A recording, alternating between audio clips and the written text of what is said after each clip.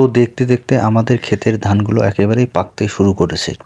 আর কয়েকদিনের মধ্যে আমরা ধানগুলো কাটবো।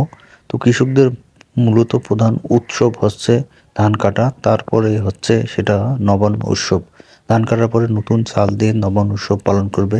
বিভিন্ন ধরনের পিঠা পায়েস এবং বিভিন্ন ধরনের আয়োজন তারা করে থাকবে। তো আলহামদুলিল্লাহ যেইভাবে সেই কাজ, আমরা বেশ কয়েকদিনের মধ্যে আমরা ধানগুলো এখন ক্ষেতের কাটবো। তো এদিক মধ্যে আমাদের হঠাৎ করে একটা দাওয়াতের আয়োজন করা হলো। তো সেখানে আমরা দাওয়াতে উপস্থিত হলাম। হঠাৎ যেহেতু দাওয়াত পেয়েছি, তো সেটা না খেলেই চলবেই না। যেহেতু অবসর টাইমে আসি, তাই এখন দাওয়াত খাওয়া লাগবে।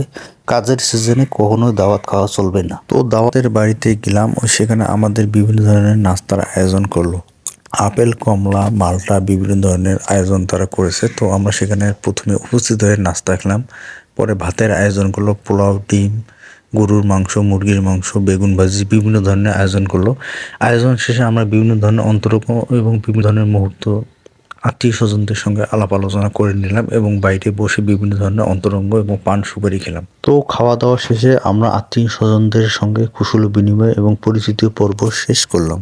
তো আমরা চাকরি, ব্যবসা, আমরা যে কোনো কাজকর্ম করি না কেন, আল্লাহ তাআলা আমাদের সবার জন্য উন্নতি এবং মঙ্গল কামনা করে। তো আমাদের ব্যবসার জন্য আল্লাহ তাআলা বারাকা দান করেন। আসসালামু আলাইকুম ওয়া রাহমাতুল্লাহ।